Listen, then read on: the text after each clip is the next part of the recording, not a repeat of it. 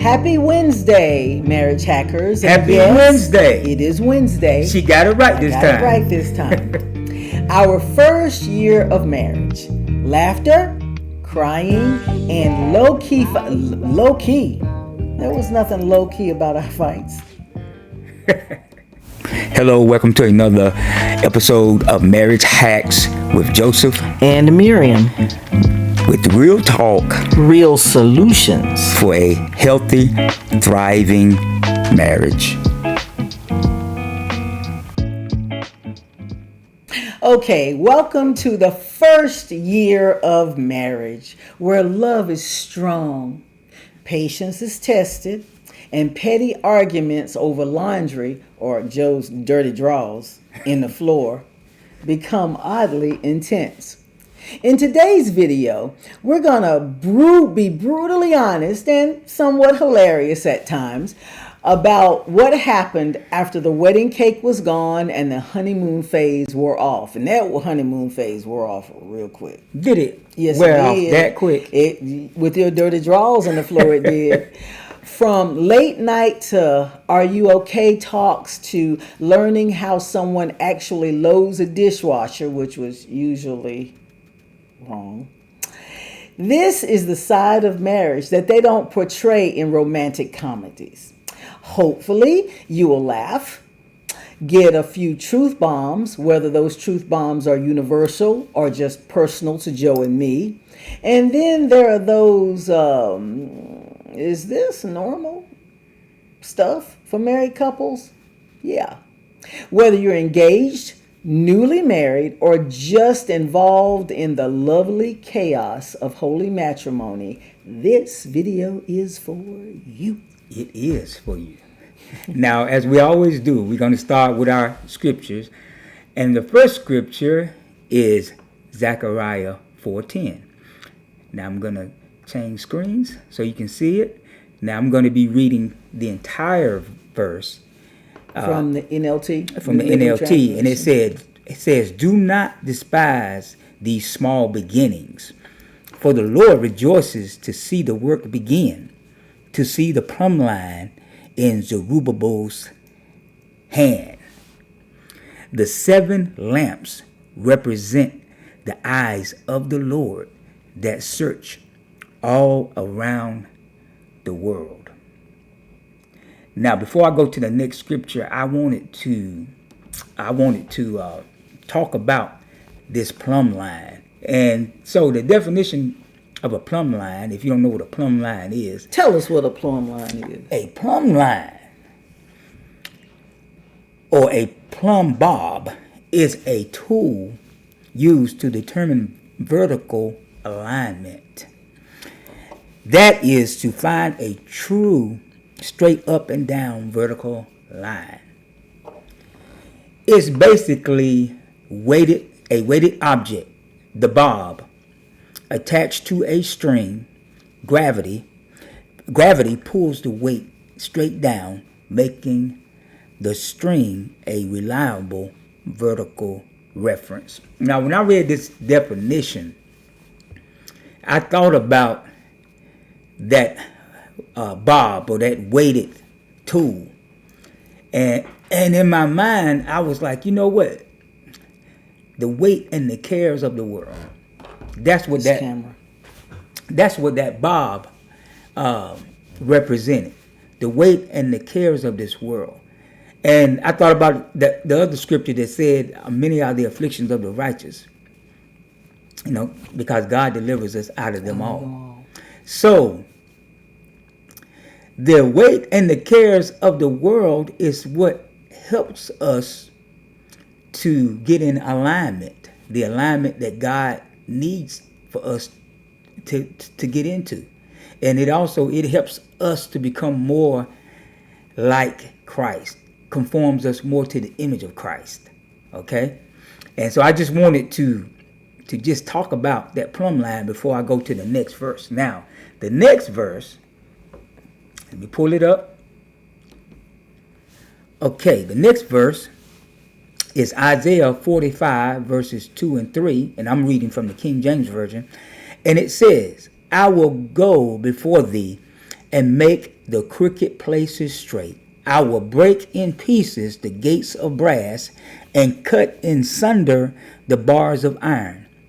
I will give thee the treasures of darkness and hidden riches of secret places, that thou mayest know that I, the Lord, which call thee by thy name, am the God of Israel. And so, when any married couple, they are in their beginning stages, there are a lot of hidden treasures yet to be revealed. And the only way that you're going to find, what are you doing? Making faces while I'm talking. Nothing. Go ahead. And so, along your life journey, in finding these hidden treasures, finding these hidden treasures, it's gonna take these crooked places being made straight, or that plumb line referenced in the first scripture. It has to be in effect. Okay, and so just keep that in mind. Don't despise the days of small beginnings, because it's going to take those small beginnings to allow the hidden treasures of your relationship to be revealed. It's like the Word of God. You build precept upon precept, and the Word and life together over the years. You're building on the victories, and you're building on the weaknesses, and you're building on the failures as you grow together. Okay, the journey begins. All right. We're going to talk about the early years and the process of building a life together. Okay, we're breaking it into 3 parts. 1, we're going to briefly go over the wedding and the honeymoon, which we talked a little bit about last week. 2, the early adjustments that have to be made. And 3, the external pressures of life and life events. Okay, so the journey begins. The wedding and the honeymoon. Joe's and my honeymoon was very simple. Well, let's talk about the wedding first. Before we get into the honeymoon, let's talk about the wedding. Okay, you said Miriam begins. Okay, but I know. Okay, what do you want to say about the honeymoon? I just want to say. The wedding. Say what you want to say. Okay, so we put our wedding together on a shoestring. Oh gosh, budget. Shoestring budget. It was a shoestring budget. Yeah. $1,000. Yeah, but we were able to put our marriage together, and then a lot of our things. Wedding. I'm sorry. I wish you our wedding. Use some pictures. Maybe next week I want Joe to include a picture in my sailor's hat, because I had a couple of people ask me about my sailor's hat, and a couple of pictures from our wedding. Okay. Yeah. Well. Yeah, but it was on a shoestring budget. Yes, it was on a shoestring budget, and then a lot of things happened unexpectedly. Well, one of the things that happened is the person that was supposed to be in my wedding, that was supposed to be my best. Was he supposed to be my best friend? Yep, best man. The best man. In the wedding, he was my. No, Robert. No. Robert was your best. Yeah, man. Robert was best man. It was the other guy, and we had to find 1 or 2 people literally at the last minute to fill in. But my neighborhood friend, of course I'm not gonna mention his name, but he backed out at the last minute, and then that left us in a dilemma to where I had to ask a coworker, Bart Craig. Yeah, Bart Craig. He's an outstanding guy. Yeah, very, very. One of those people that are just super duper intelligent. Yes. But anyway, I asked him to step in, and he graciously accepted. And what we thought was going to be a fiasco, it turned out fairly well. It turned out it did. Very well. My dress is so funny. My dress came from J.C. Penney, and they had closed down. This was 89. They had closed down their whole wedding dress division from back then. And so my sister Penny and I, we went in looking, and the woman said, well, we have some dresses. So we went looking through the dresses, and I got a $600 dress for like, I want to say it was $125 or $150. It was very inexpensive. And the woman was like, oh, and we'll go ahead and we'll alter it and everything. But it really didn't need any alterations. It was a good fit. It really was. And there were so many things like the wedding program. We typed that up ourselves. And it wasn't until my old college instructor, Professor Eileen Fulton, she was reading the program, and at the bottom of it, it was supposed to say the bride's mother, Mary Frazier, was unable to attend because my mother was a stroke victim. She was bedridden. It said, you able to attend. And I went, well, we're already married. It doesn't matter now. But yeah, it was very, very low budget, but it was beautiful, and it was very simple. It was not extravagant. And the hilarious thing is, after the ceremony, somebody had a truck. And Joe and I climbed on the back of that truck and rode through Greensboro. It was hilarious. I guess somebody felt saying, oh, that's so tacky, but we had a ball. Yes, we did. We had a really good time. But as far as our honeymoon, I told you that Joe and I met in Salisbury. So we decided we were going to go to Carowinds because we didn't have a lot of money. I mean, let's just put it out there. We didn't have a lot of money, and we couldn't take, a cruise or go Cancun or somewhere like that. And so we wound up going to Carowinds. And so we spent Saturday in Carowinds, and the church at which we married, Reed Memorial, the youth were there that same day. So we spent part of that time with Reverend Brown and the youth. And then the next day on Sunday, we went to this. Well, let me add this part in. Okay. So while we were at Carowinds, and I do not really care for roller coasters. I will get on roller coasters, but like 'em. I do not like them. Yeah. And so Reverend Brown, I love that man. Reverend Brown said, "Come on, Joe, let's get on this roller coaster." I think it was a Thunder Road. Was it Thunder Road? Oh, I don't remember. I can't remember the name. It might have been Thunder Road. But anyway, he said, "Come on, Joe, let's get on this roller coaster." And I was like, "No, I'm not going to get on a roller coaster. we just gonna walk around, play games and stuff, and eat some of this good food." He's like, "Come on, man, you scared? Bah, bah, bah, bah, you chicken? Bah, bah, bah." I mean, he was just going at him. He was going at it, man. He was picking at me big time. "You afraid to get on this roller coaster?" "Oh, Joe's afraid. Joe's chicken." So he talked me into getting on that roller coaster. I said, "Okay." He badgered you and shamed you. And so into getting on that roller coaster. My knees were knocking, visibly knocking. Yeah. As I walked up to that daggone roller coaster and got on that roller coaster. Yeah.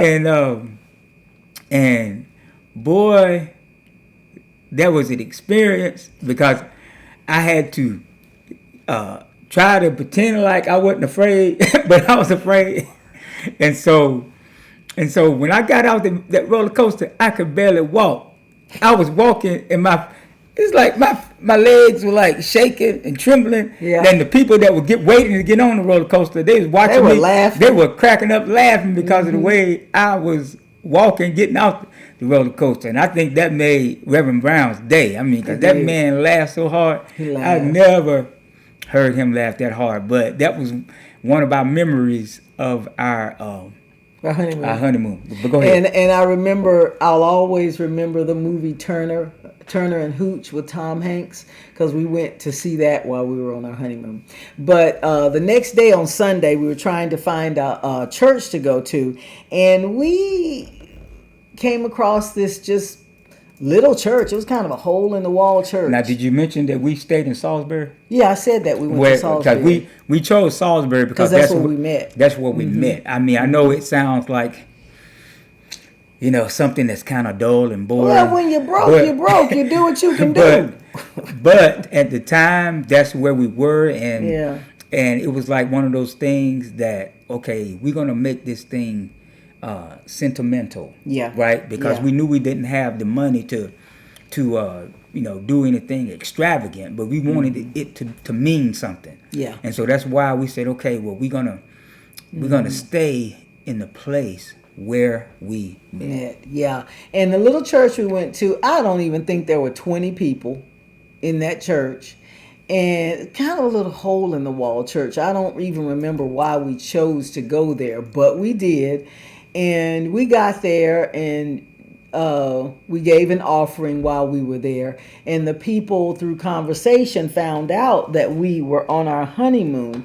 And there was this, on the altar, there was this orange candle surrounded by the, fake flowers. And it was so pretty. And I thought that was so pretty. And the pastor gave us that candle and the arrangement around it, and we still have that. Yes, I was We going to still ask her, have that. because I knew, I felt like Miriam still had it. Yeah. Because that's the kind of thing, because It's sentimental. Yeah, it's sentimental, and I knew that that was something that she Yep, would, it's upstairs in our dresser in the middle drawer. she would hold on to. But yeah, The that people was, were so nice. yeah, they were so nice. That was just a very special moment. Yep, and we were right back at work on Tuesday, I think. We were right back at work. So Till- so was it just the weekend? It was just the weekend, and we came back into town on Monday, and we're right back at work on Tuesday. And the people at work were like, "What are you doing back here? Hey, we got to make some money." Okay, 2, early adjustments, merging our lives together, living together, blending routines, finances, and family traditions. Well, I had told y'all last week when Joe and I talked, we talked about the fact that as far as finances were concerned, I was handling Joe's money even before we got married. And I remember because Joe was working at Rent-A-Center as an account manager. And it was so funny because the guys used to laugh at him and say, "Oh man, you take your money straight to your wife," and all this kind of thing. But it would be funny a week after getting paid, because of course we got paid every 2 weeks, because I worked for Rent-A-Center also. Right after, no, I had left Rent-A-Center right before we got married. And I went to work for Kelway as an office manager, which was another rent-to-own company. Okay, well, Yeah. hold on a second. Now, when did you do the auditing? I thought because you did the auditing. That was later. That was Okay, later. So, That was in 90. So that was later. But you were doing the auditing while we were married. Yeah, but it was later. Okay. I know the chronological Okay, I'm just order. trying to figure this thing out. Okay, don't worry, baby. I got it. Okay, go ahead. And so they used to pick at him and say, "Man, your wife takes all your money." But a week after being paid, they were all broke mouthing. And Joe was like, "I got money." Because he had me managing his money. So I made sure he had money. And so he would come home and go, "Miriam, they're laughing at me." And I go, "Yeah, but who got money a week after we get paid?" So anyway. But living together, blending our routines. Now, we got married September 2nd, June, July. So 2 months before we got married, Joe and I had already moved in together. And get your religious spirits. Yes, we were Christians and we lived together for 2 months before we got married. So we pretty much had our living arrangements down pat. We pretty much had that down pat. What about any family traditions? I can't really think of any family traditions. No, that came along later. Like I said, my mama was bedridden when we got married. So on Christmas Day, we would go see my mom and dad, and then Joe and I would go over to his parents, that kind of thing. But no traditions were started until after we had kids.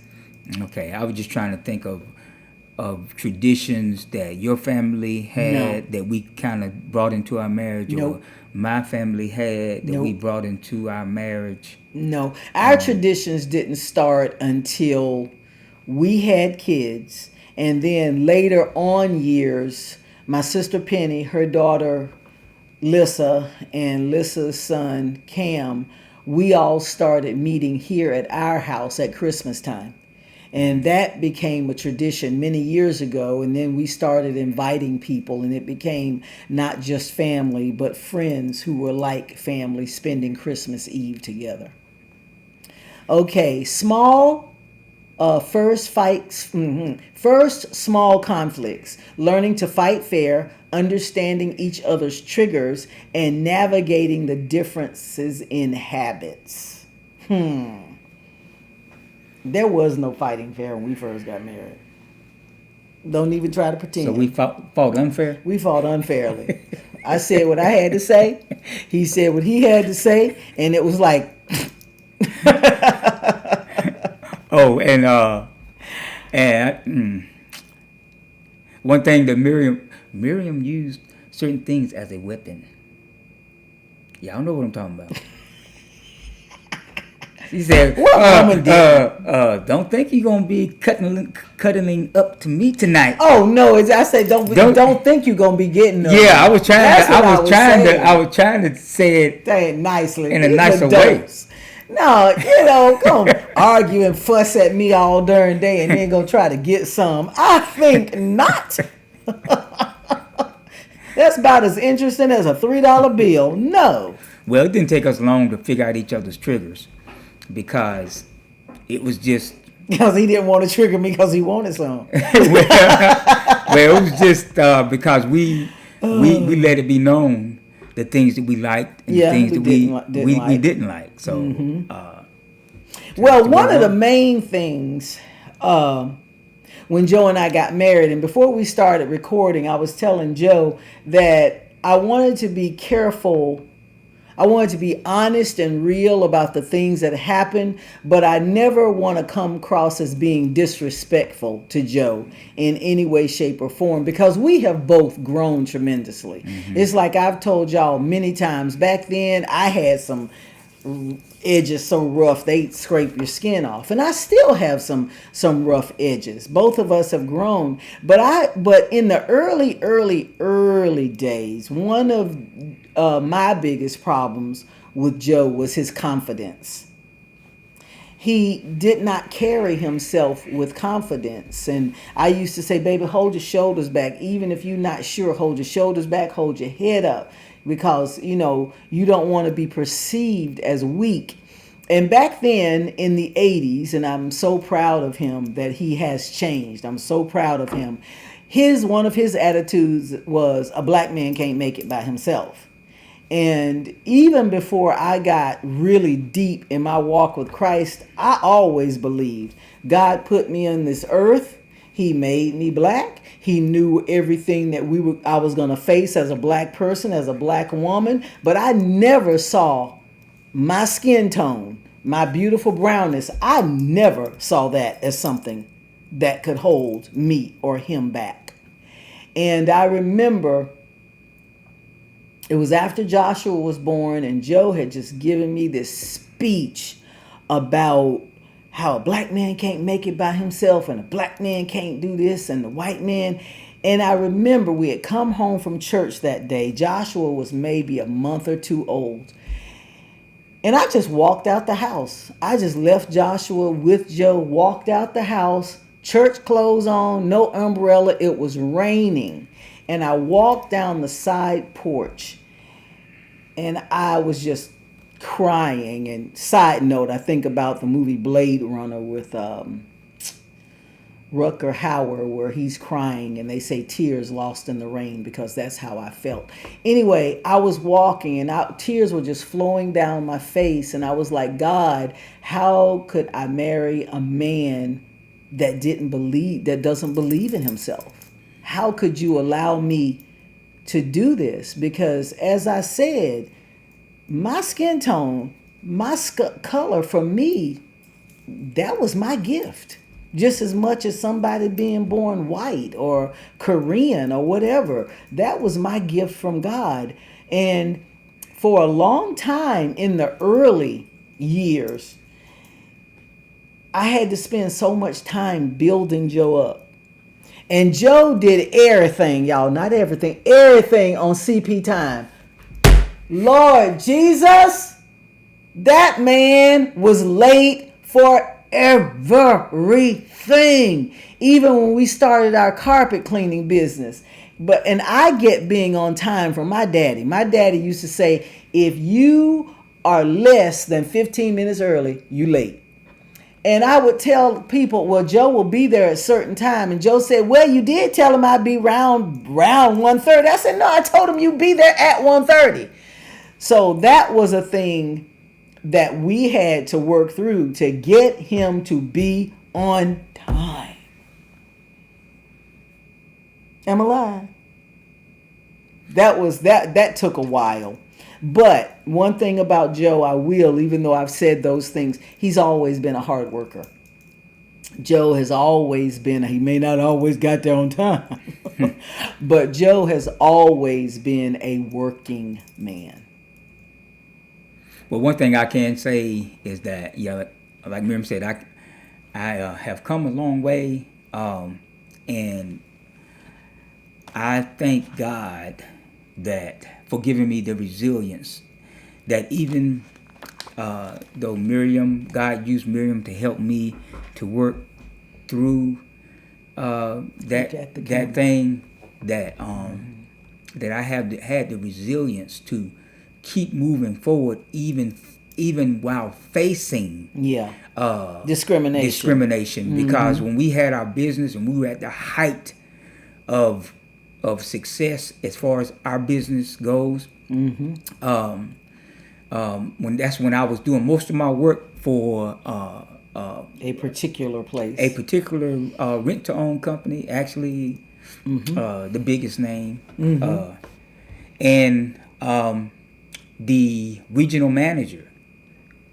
at the time. I was doing most of my work was in his region, and his managers, whenever I would come to them with the contracts, they never mentioned that they had to go through him in order to accept the contract. And so they were accepting the contracts, and I was getting more and more contracts and making more and more money every year. And so this person, who I have no doubt is at the time was prejudiced, I don't know what he is now, he told me, he said, because you didn't go through me to get these contracts, I am going to make sure I run you out of business, and I am going to have my friend take over your contracts, take over your business, and one by one we saw it happen just the way he said.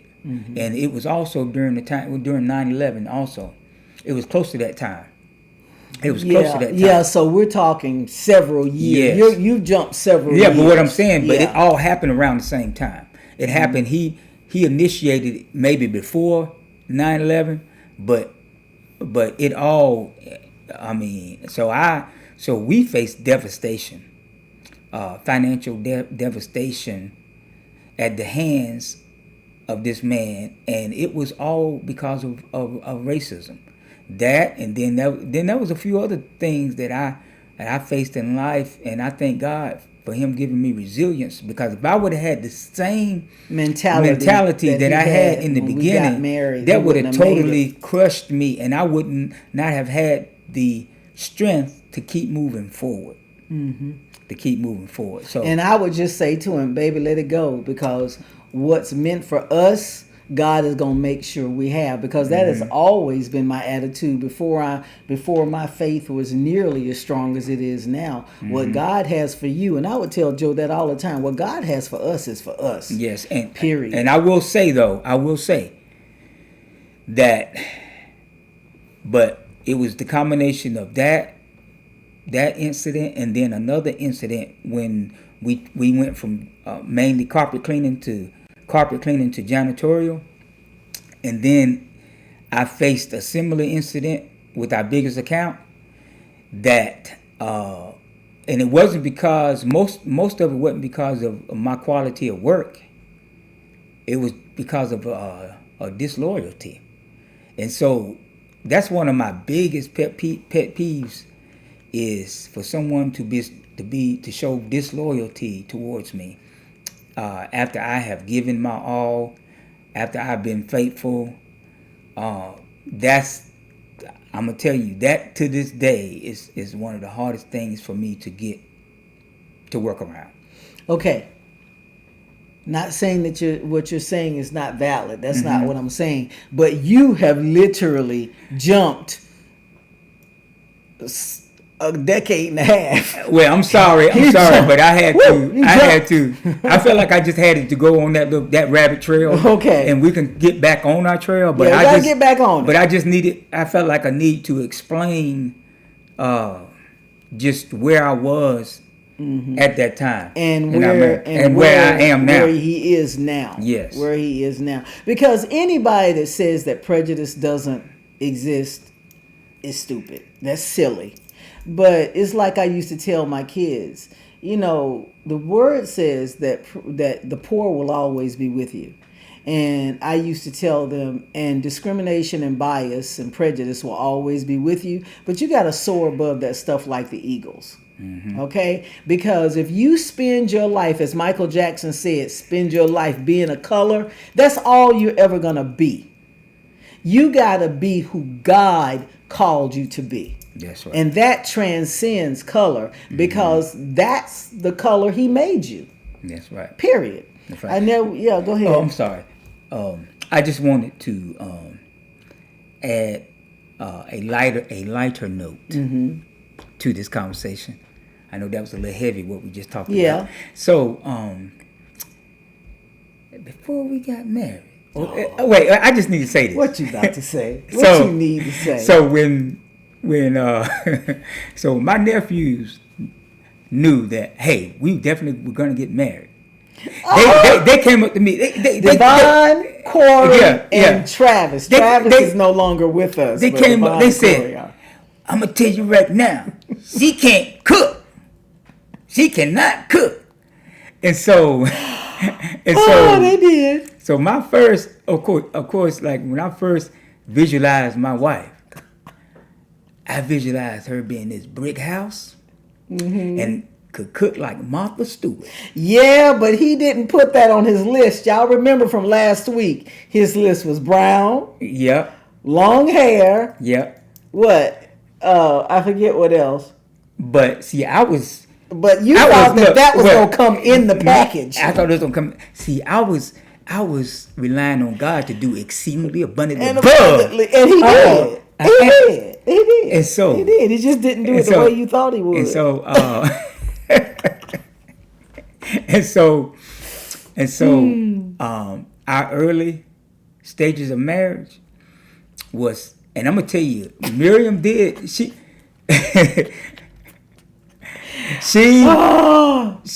slowly but surely conformed her cooking to him, to me, to him, to me, and of course, like she'd bring me a dish and she'd say, "Joe, how you like this?" And I'm like, well, and I go, okay, never mind. Maybe you need to add a little bit of this and a little bit of that. You just need to cook a little bit longer, okay? Yeah, a little bit long on this. I think you kicked this a little bit too long. Anyway, it's true. But I'm gonna tell you, over a period of time, it got good. It got gooder. It got a lot better. And because my sister Penny picks at me because she says that I cook everything till it's dead 3 times. Because Joe has dental issues, and so I got to the point with my own style of like meat in the oven that I would cook, like a ham. I was like, okay, ham can be kind of tough, and Joe has dental issues, so I came up with this system. A big pot, put the ham in the pot, put margarine or butter, green peppers, whatever, to season it. And I let it cook 4 to 5 hours. Just boiling. boiling. And I would replenish the water so it just wouldn't be cooking in salt. I replenish the water about 2 or 3 times. Then I take it out, and it was already about to fall apart because it had been boiling for 4 or 5 hours. Then I stick a fork in both ends and put it in a roasting pan, and I would wrap it up in so much aluminum foil. I mean, it was like going, it was in the womb. And I would make sure that the foil was just really tight around it. And then I bake it for another 4 or 5 hours on low, on like 250. So when you finally took that out of the oven, you'd unwrap it from its bondage, and the meat would literally quiver and go and fall apart. And my sister Penny was like, "Why is this ham quivering?" And I said, "Because Joe has dental issues and everything has to be soft." But it's so funny. It's a joke. It's a joke now. But when we normally have a house full of friends and family at Thanksgiving time. But now people come for Thanksgiving or whatever, and they love the ham. God, Miriam, your ham is just so tender. We've just never had ham this tender.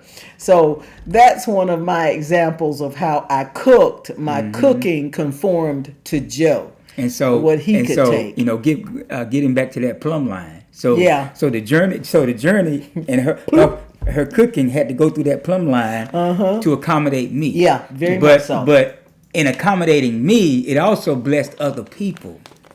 Okay? So just understand that your fire of affliction, whatever that is, the things that you have to go through in life, is not only to benefit you, but to benefit others. Okay? Because people, like she said, people love her my ham and my turkey. Her turkeys, her and stuff potato like salad. Potato salad, Yeah, even though that's not meat, but I'm talking.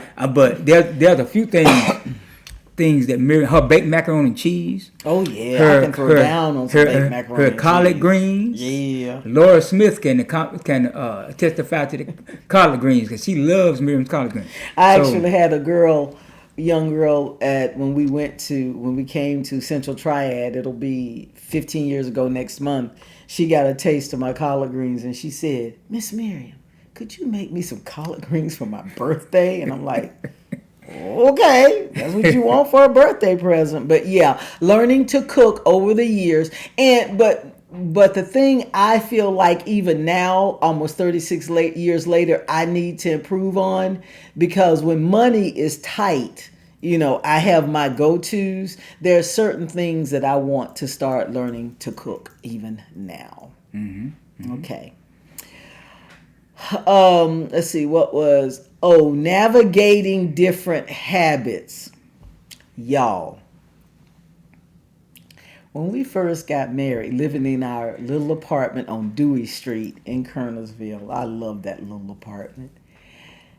This Negro would take off his drawers and just throw them wherever they landed. I did not. And sometimes they land under the coffee table. And I was like, what the hell's the drawers doing under coffee table? Mary Hackers, you believe that? Yes, you should. Okay. And for the first month or two, I picked them up, trying to be that good, obedient June Cleaver wife. But Ward never threw his drawers on the floor for the beeve and everybody to see. Anyway, so I got tired of that real quick. And so he just kept dropping his drawers everywhere. And they stayed there. Until one week, bro, man ran out of drawers.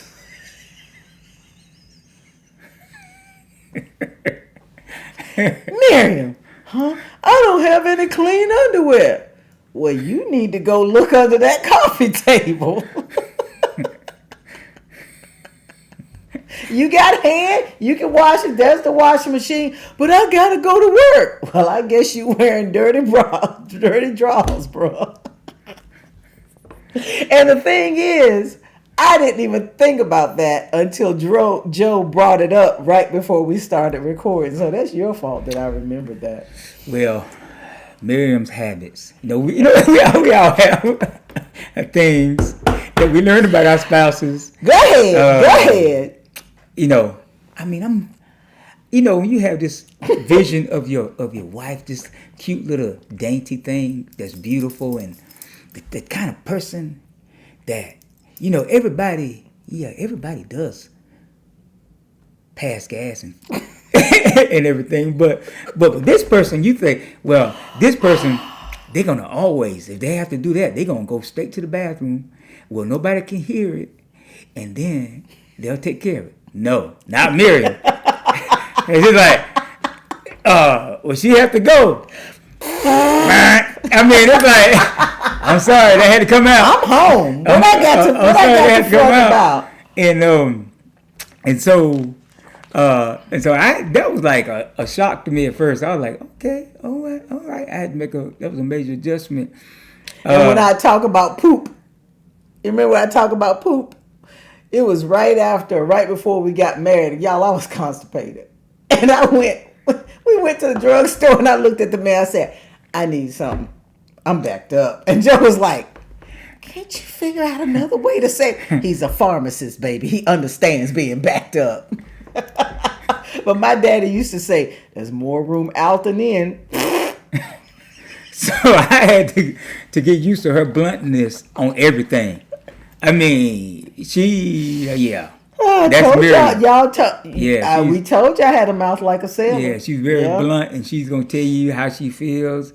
And don't ask me if you don't want to know. If anything, if there's a bodily function she can't hold in, she's gonna let it blow. I'm like, okay. I've gotten better.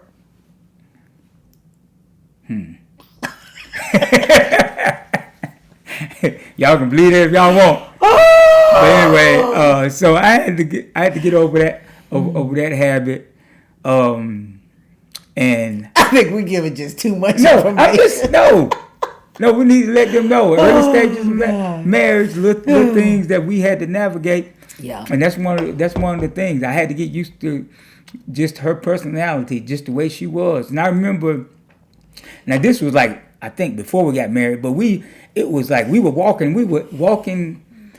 I think we were in the Walltown area. I'm not sure, of Winston-Salem. Mm-hmm. And it was me, Miriam. I remember her sister. I don't know if it was Penny. Probably Penny. I think it was Penny. And I think it might have been Lissa and Travis when they were kids. And Corey and Devon might have been with us too. But we were just walking in that area. And so we walked past this store. Oh, you're talking about where the old Zare was up up 108. Well, I think. Yeah. But anyway, wait a minute. I don't know if it's the same place you think about. But anyway, so we walking past this store. This woman was having a conversation. She had a little poodle or something in the store. That's where it was. And so we were walking, and so the lady's back was turned, so she didn't see Miriam. So Miriam saw the dog. She's like, "Watch this. Watch this." So Miriam started barking at the dog. That dog was going crazy. So Miriam did that, and she took off running. Miriam took off running, and Penny and the kids right behind her. And so I'm just walking at my normal pace. So the woman turns around and started blessing me out. I couldn't hear what she was saying, but her mouth was going like, and she was like, I guess cursing me out. And I'm like, I'm doing like this, like it wasn't me. Like I'm just here. And so Miriam, she's that type person. I mean, she will seize the moment to poke humor. Yes. To have fun, and then and then sometimes whoever is on the opposite end, they may not take it as humor. Guess who's they're gonna be looking at me. They're like, okay, Miriam, be careful. This person may not want to play. They may not be that type of person. But yeah, that's Miriam. Yeah. Yeah, but I've calmed down. There's one back in 2001 when we were taking Taekwondo, and this couple, Mike and Dawn Floyd. We met them. We're good friends to this day. And Mike and I just started in on each other out of nowhere. I can't honestly don't remember where it started, but he and I would walk into Taekwondo America and we would just start going at each other and laughing and cracking up. And I mean, there was nothing sexual about it. I mean, we're just going at each other, having a good time. And his wife, Dawn, I forget how she got introduced into the conversation.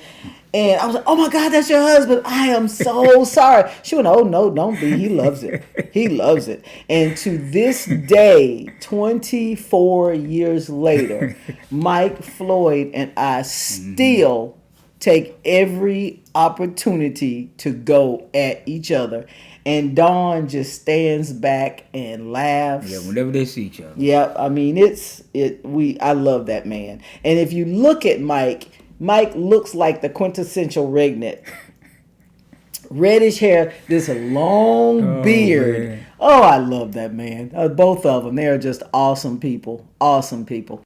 Okay, celebrating small victories, creating new traditions, and building your us identity. The main thing that I can think of about building the us identity was because Joe and I both had major issues with our parents growing up. And I always swore, some of the traits of my mama that I was not going to have. Excuse me. And Joe said the same thing about his father. And I was pregnant with Hannah. And John Stanko from Integrity Music was at Praise Assembly. That's the church that we were going to. And he was laying hands on people. And I went up because I was so big with Hannah. There was a possibility that, they thought she may have been twins. But no, I was just big. So I just went up to see. Maybe he'll tell me if I have twins. And I never will forget, this was in 94. So we had been married 5 years at that time. And he laid his hands on me and he stood back and he looked at me and he said, "You are not your mother and your husband is not his father." I lost it. And he said some other things that made me realize that Joe and I, had been so busy not trying to be or repeat the mistakes that we hadn't figured out who we were together. We hadn't figured it out. We hadn't figured out our us identity. Mm-hmm. So that was in like August or so of 1994. And it was from that day on that he and I, and still are, on a journey of discovering who we are. And you might think, that's weird. You're still discovering. But when you get older, yeah. And as life changes you and you go through different phases of life, you discover something new about yourself that you never knew before. God will allow you to see that aspect. Mm-hmm. And, just getting back to the plumb line, that plumb line helped us find our us yes. Identity. Mm-hmm. Trying to, like Miriam said, navigate away from things about our parents that we didn't like, and that we said, okay, well, this is not going to be who we are. Yes.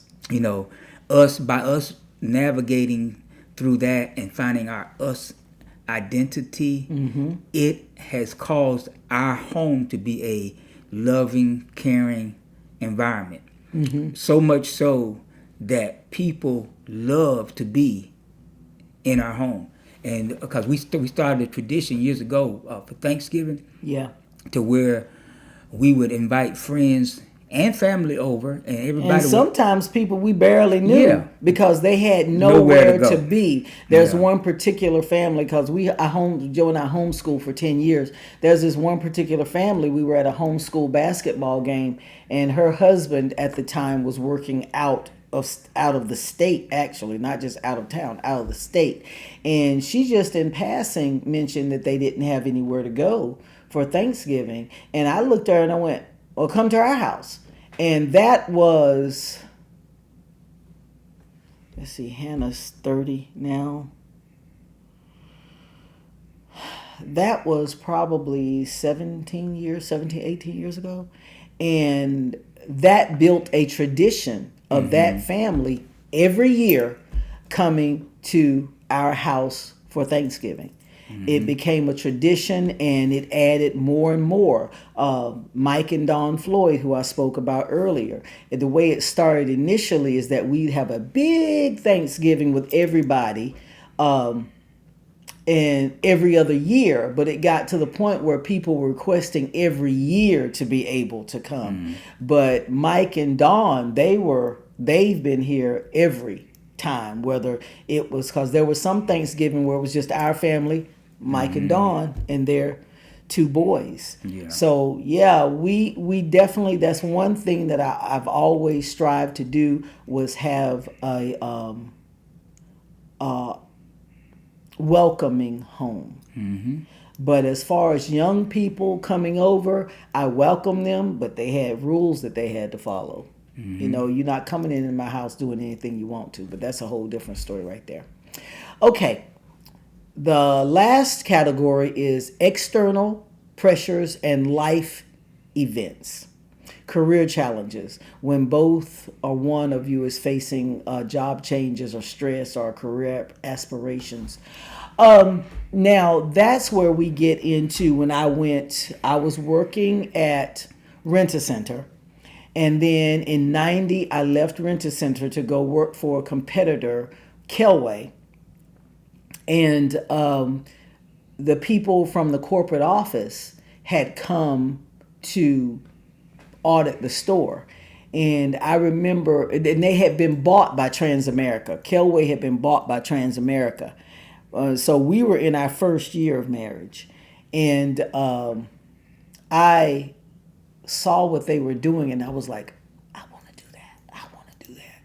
And so I don't remember exactly what it was, if Ed Messick, who was the manager of the store I was in, put the bug in someone's ear that I wanted to be a part of that team. But eventually I became an auditor for Transamerica for the rent-to-own division that had been bought out, and I was traveling Monday through Friday, sometimes into Saturday. I was traveling, and because we were newly acquiring a lot of different smaller rent-to-own companies, we were going in and going through the inventory and all that kind of thing. Yeah, I really love that job. I love that job because I got to travel. But what I did hate. What's he getting ready to say? When I got home at the end of a long week, being on planes, driving for all over the place, guess who hadn't done laundry? Hadn't washed a dish? Nothing.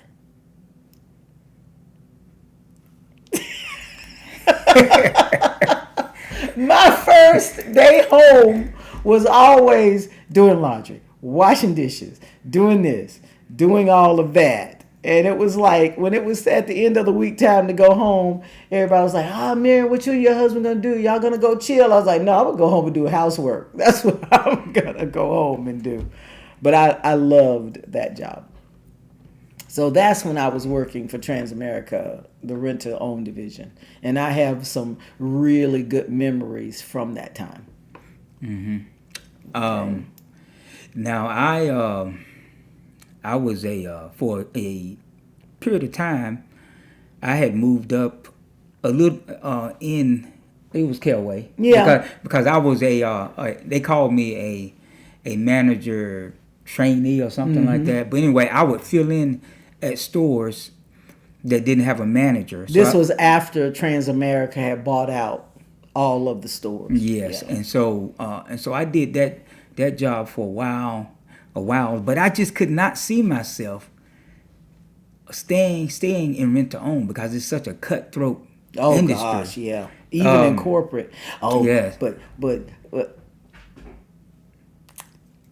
What you gonna say? like I said, I was in kind of middle upper management, being an auditor, and those guys would give Joe hell. Oh, they would. They were like, your wife came through here and she did. You know what your wife did? I mean, and Miriam would get upset because I would come back. I was like, this manager said you did this, and they said you did that, and you like, Joe, that's my job. That's my job, and stay out of it. And I remember one day I actually had to go audit one of the stores that Joe was at, and he didn't have on the right clothing. I pulled him to the side. I said, you need to go home and change clothes. And he was like, what you mean I need to go home and change clothes? I went, Joe, I'm not your wife right now. I'm from corporate, and this is what you need to do. Ooh, when I got home at the end of that week, there was hell to pay for me.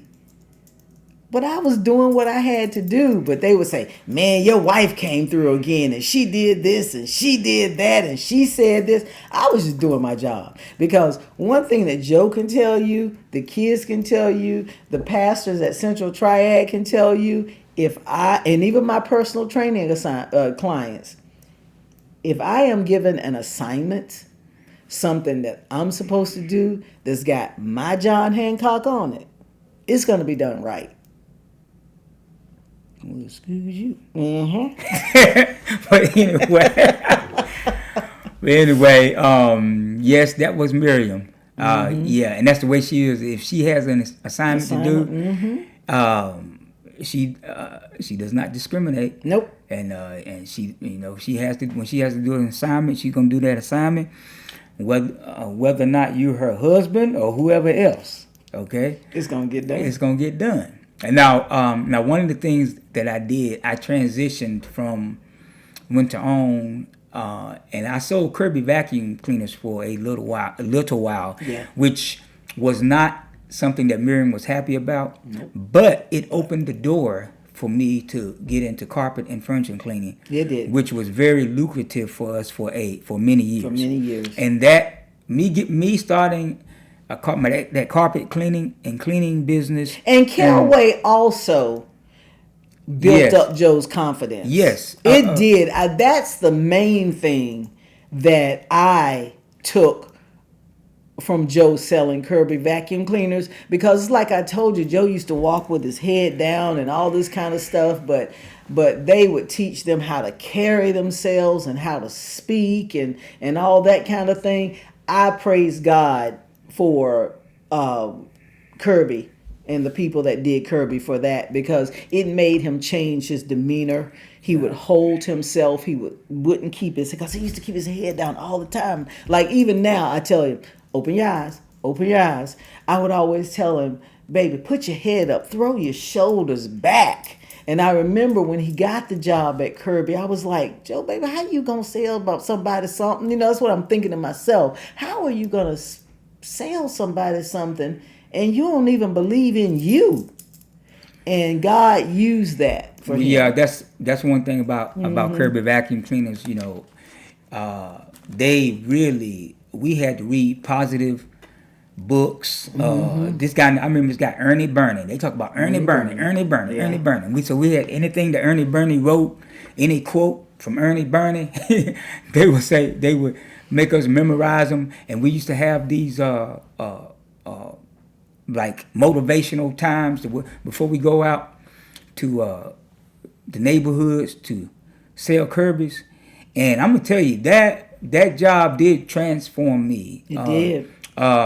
Even to this day, I can use those same principles on anything. I can apply it to anything. Because matter of fact, I applied it to when things hit rock bottom for us years later. Yes. With when we lost our biggest janitorial account back in 2013, and then I had to eventually get out of cleaning altogether. Yeah. And I didn't know how I was going to make money, and God said, well, what do you have in your hand? Yep. Type thing. Yep. And so I went down in the basement. I looked around in my basement, and all I had was my old carpet cleaning machine. And so I said, you know what? They called me one of the best door knockers while I was doing Kirby. They said, Joe can knock a door in anywhere. Yep. He can get in and do a demo anywhere. So Yeah. I said, okay, I'm gonna use that same ability. I'm gonna get Miriam to print up me some flyers, and I'm gonna go door to door, knocking on doors. until I get some work. And that's what I did. That's what he did. And that's why I say my husband is a working man. And it's because of what the kids saw that taught them a work ethic. You don't work, you don't eat. I remember when we lost that big account in 2013. I mean, $80,000 a year was gone. It was gone, literally. Like I tell people, we went from upper middle class to poverty level overnight. And this man, he would get up with those flyers, and he would go knock on doors all day long. And sometimes he would come in and he was beaten down. He was beaten down. And I just told him, and I said, baby, you're doing a good job. Baby, you're doing a good job. And because of some of the principles that he learned with Kirby and our relationship with God, it was a crawl back. I mean, it was a crawl back from going to, when you're self-employed, of course, we weren't bringing in all that money because you have, liability insurance and you have this and you have that. But we were doing okay. And we went to nothing. And I just remember the nights, and I pray you don't mind me saying this. I remember the nights that he cried. And I just go, baby, I believe in you. It's going to be okay. It's going to be okay. And it was hard. It was hard. My sister Penny, I cannot tell you how grateful I am for her, because she would take us to buy marked down meat for the kids. And I remember when I had to go apply for a North Carolina Health Choice for the children to have health care. Joe and I went without health care up until 13 years ago? We didn't have any kind of health care. I praise God for keeping us. And I remember having to go get North Carolina Health Choice and then being switched to Medicaid and just all the things that we had to go through, and being turned down for food stamps because they said we made too much and we ain't make anything. I mean, it got low. It got low. And that kind of low would tear some people apart. But I actually think that low brought us together. It brought us closer together. And even though we never burdened the kids with adult stuff, we let them know things are tough right now and we got to pull together as a family. And it was a hard time. And I would not relive it, but I also wouldn't trade it. Okay, well, we're over an hour, so, we don't want to keep the people too long. So the next category under external pressures and life events is family dynamics, navigating in-laws, supporting aging parents, and dealing with family expectations. Well, we talked in previous episodes a lot about in-laws, navigating in-laws, how I had to get over some control that I had on my side. And I would admit, just about all of it was on my side of the family. They may have been, I can't even, I think most of it on Miriam's side of the family is when after her father died. Yeah, having to take care of my mom. Yeah, having to take care of mom. Because she, like I said, she had been bedridden. Yeah, and so Miriam and I think Penny and maybe somebody else Dimples were taking turns spending the night at her mother's house, and it was just such a hard thing for Miriam to do. She did it, but I was like, I'm gonna have to take some of this weight off Miriam because it's too much. And so because we had Joshua, and I was pregnant with our second child, Mary, and I got sick.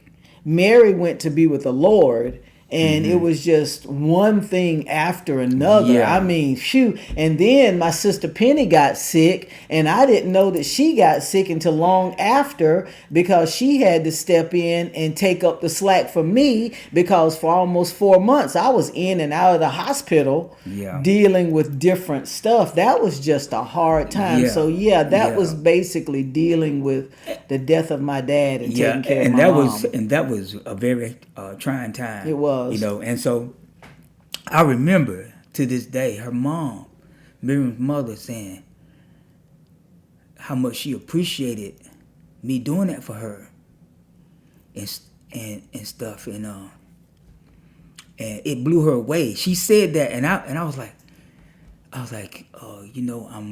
I was honest. I said, I'm mainly doing this.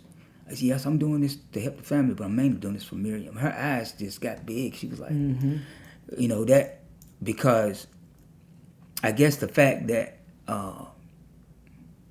that I was doing it, she thought I was mainly doing it for her, which I was doing it to help her, but I was mainly doing it for Miriam. Yeah. And but yeah, that was a very hard, trying time, and we got through it. And like Miriam said, everything that we faced in life, it just made our relationship more vertical, just like that plumb line. Yeah. It's just more vertical. Are we perfect? No. Is our vertical perfect? No. Nobody goes to school sometimes. Hey, nobody's vertical is gonna be perfect until we up there with him. With him. Yeah, but while we here on this earth, we need to all be as vertical as possible. Yeah, and as far as navigating in-laws, I was telling Joe, I was like, I really don't feel a need to just go into all the stuff. Just know that it was difficult. Yeah. And it put wedges between us, but God, and like I've said before, 5 years ago, come this September, when Joe apologized and stuff. So I just don't feel like it's need to go into all that. Okay. All right. Major life milestones, buying our first home. We bought our first home in August of 1990. A year after we were born. A year after we got married, we moved to our first little house on Guilford Drive. I remember the address clearly. The house wasn't big as a minute. It wasn't even 1,200 total square feet, but it was our little house. And we were so proud of that little house. We were proud. And it was only $52,000. And our house payment with insurance and everything was like $496. And back then in 1990, oh my God, that was a lot of money. And there were times like, okay, how are we going to make it? And I remember the people, Karen Odom Griffin that we met there, Reggie and his wife, I can't think of his wife's name, Regina Elcott, who's no longer with us, Lorraine Hoyle, she's not Hoyle anymore, David Smith, the people, Rodney and Jessica. Rodney is so funny. Jessica and I met some of the people all of the people that I mentioned. We started this bi-weekly Bible study, and that Bible study just became so close knit. And I think we were on like our second meeting. And Jessica, we had it at, we rotated houses. And we were having that particular Bible study. I was coming off the road with Transamerica, and I was pregnant, I was tired, I was big, I was evil, I didn't feel good. And so Jessica Shepherd walks into Lorraine's house. She gets there early, and Lorraine introduces Jessica because it's going to be Jessica and Rodney's first time coming there. And she introduced her to me, and I was like, hey. And I just kind of shuffled on away. And that was our meeting. And that's been 34 years ago, 35, going on 35 years ago. And Jessica and I were still friends. It's like Jessica decided, she may be mean, but she's going to be my friend. And for years, Jessica and I were inseparable. So that time when we had that Bible study and our first little house was such a beautiful time of growing in our faith, learning what true friendship is, all that. We even used to have meetings at my mom's house when it was my weekend to be at my mother's house. It was beautiful. Yeah. Okay, starting a family. Joshua was the first one. And I was so sick while I was pregnant with Joshua. I mean, I was constantly puking. Blah, blah, blah, blah. It got to the point when I would get to a store, because the store managers weren't supposed to know when I was coming to do audits. I'd be 5 minutes away from the store, and I'd go, just put a trash can near the door. I didn't care that they knew I was coming, because I was going to go and pick up that trash can and go, blah. It was awful. But yeah, that was our first. So Joshua was born in December of 91. And, you know, we jumped ahead, way ahead on a lot of things. But I remember our early days being married.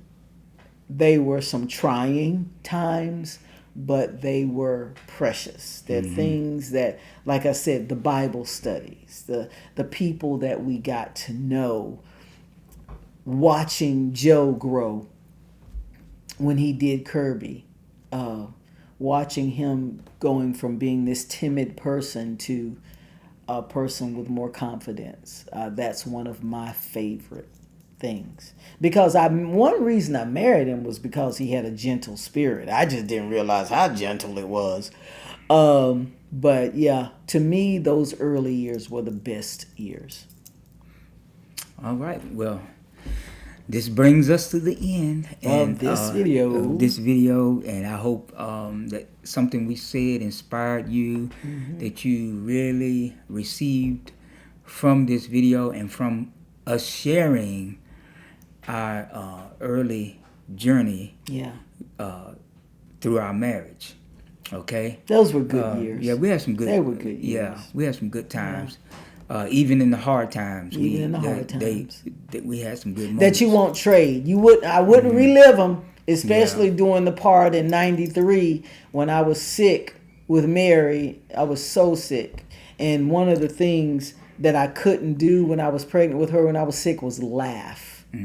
I mean, just laughing, cutting up would cause my body to release its fluid, so to speak, and I would cough, and it's like all this different stuff would come up. That was a really hard time because everybody that knows me knows Miriam is silly. I can get stupid. And that was one of the hardest parts for me because I couldn't get stupid. I couldn't get silly because I was just too sick. I couldn't. That was hard. But harder things came along.